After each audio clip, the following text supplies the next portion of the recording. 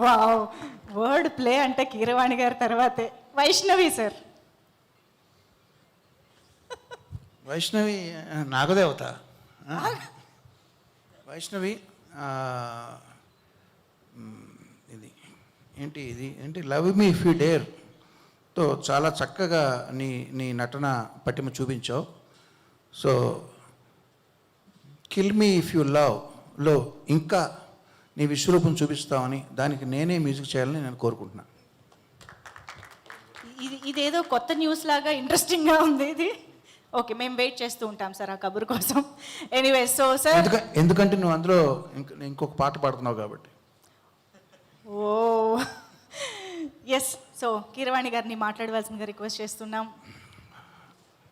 సరిగమలు అన్నారు కాబట్టి సరిగమ పదనిసలు తెలియని సంగీత దర్శకుడు ఉంటాడేమో కానీ నాన్ లీనియర్ నేరేషన్ అంటే తెలియనటువంటి డైరెక్టర్ ఉండడు.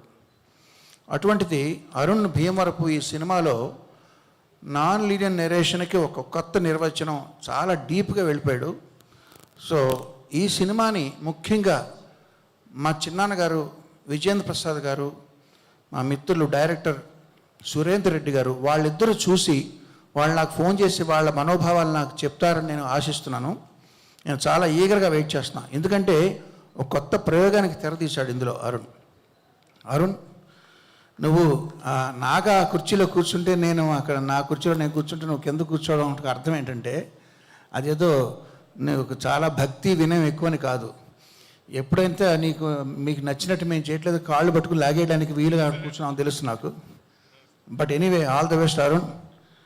నాగా, అరుణ్, మీతో జర్నీ సినిమా పక్కన పెడితే ఆ జర్నీ అనేది చాలా ఎంజాయ్ చేసిన జర్నీ అది. ఇందాక అరుణ్ లాంగ్ స్పీచ్లో పసలపూడి గారు, వంశీ గారి కథలు గుర్తొచ్చినాయి.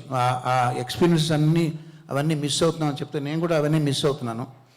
బట్ మన డిస్కషన్లో మెయిన్ పార్ట్ ఏంటంటే రాజుగారు ఏరి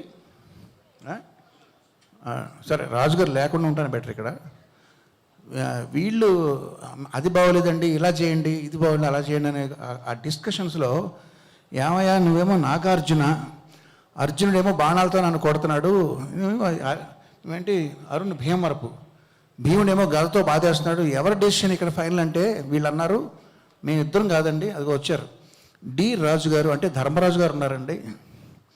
సో అర్జునుడు, భీముడు, ధర్మరాజు గారు వీళ్ళందరూ మధ్య నేను ప్రయాణం చేసి, రాజుగారు ఆయన ఎన్నో సూపర్ హిట్ సినిమాలు తీశారు, వాడి ఎక్స్పీరియన్స్ మాకు ఇందులో బాగా ఉపయోగపడింది.